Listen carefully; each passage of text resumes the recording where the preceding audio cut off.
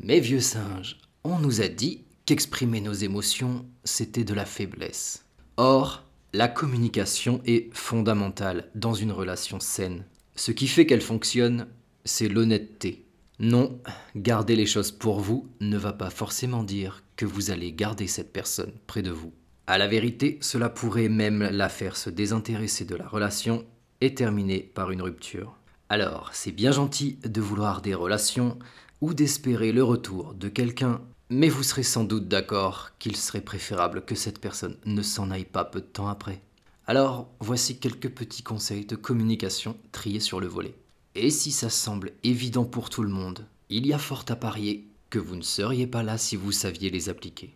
Alors, dans un premier temps, sachez ouvrir votre cœur de temps en temps et soyez vrai. Bien sûr, vous n'avez pas à exposer tout ce que vous ressentez constamment, mais vous n'irez pas bien loin dans une relation si vous ne livrez jamais une part de vulnérabilité. Sans quoi, vous n'aurez jamais de connexion profonde et solide. Ça ne restera qu'un rapport superficiel, et si c'est une transaction sans émotion que vous souhaitez, allez plutôt voir du côté des relations tarifées.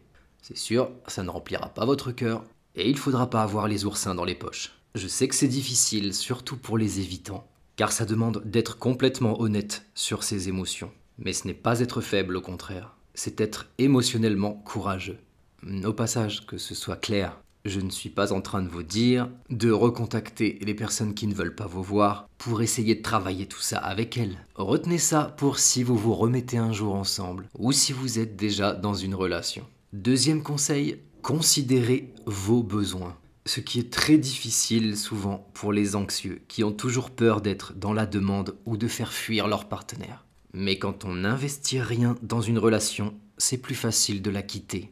Donc, vous ne dites pas ce que vous voulez, de peur que la relation se termine, l'autre ne vous donne donc rien, et ça précipite finalement la fin de l'histoire. Le but de ce jeu, c'est que les besoins de tout le monde soient satisfaits. Et en parlant de besoins, on comprend aussi ceux qui considèrent le bien-être de votre partenaire.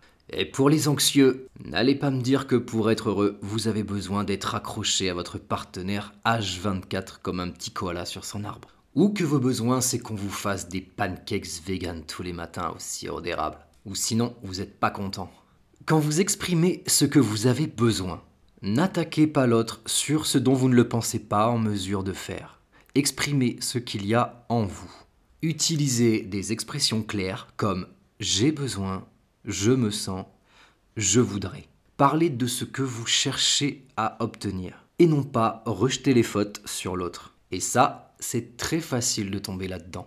Dites par exemple des choses comme « je me sens déconsidéré » lorsque tu me contredis devant tes potes. « J'ai besoin, pour me sentir aimé, que tu me le dises, parfois. » Quand tu le ressens, bien sûr. Je voudrais, lorsque je te raconte quelque chose, que tu ne cherches pas systématiquement à trouver des solutions aux problèmes, mais juste que tu m'écoutes et que tu te taises. D'ailleurs, j'aimerais que tu te taises, tout court. Ou je suis dans l'inquiétude lorsque je ne te vois pas arriver alors qu'on avait fixé une heure et que tu ne m'as pas envoyé de message. Plutôt que « où t'étais ?» Soyez précis. Si vous utilisez des généralités, votre partenaire risque de passer à côté de ce que vous voulez exprimer ou de ce que vous avez besoin, et ainsi de ne pas savoir quoi faire, et que la situation vienne à se répéter.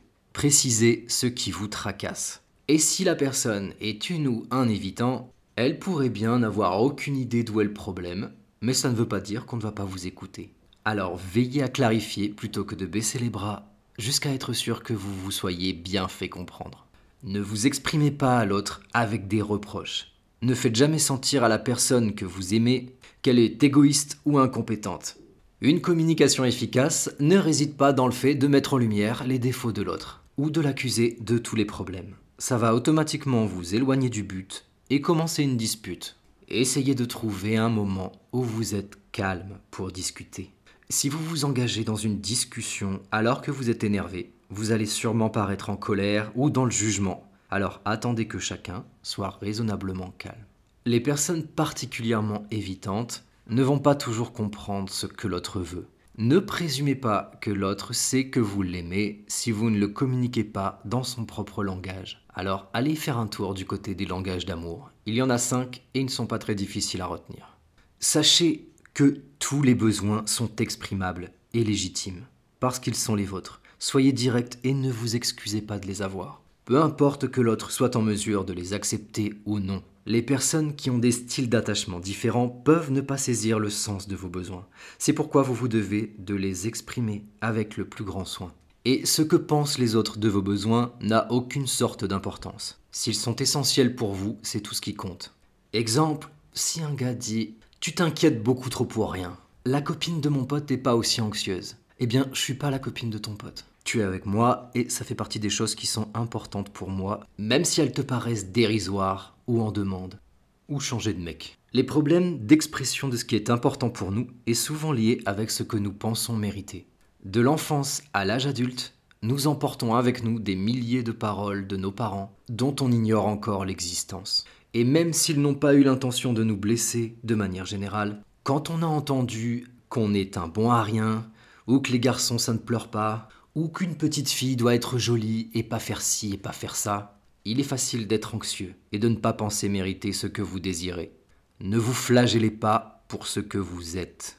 Que vous soyez anxieux ou évitant, soyez honnête. Si vous êtes évitant, vous pouvez très bien dire que parfois vous allez avoir besoin d'être seul, mais qu'il ne faut pas le prendre de manière personnelle. En tant qu'anxieux, vous pouvez dire qu'il y a certains comportements qui vont provoquer vos peurs. J'entends parfois dire « il devrait savoir » ou « je pensais que c'était évident pour elle ».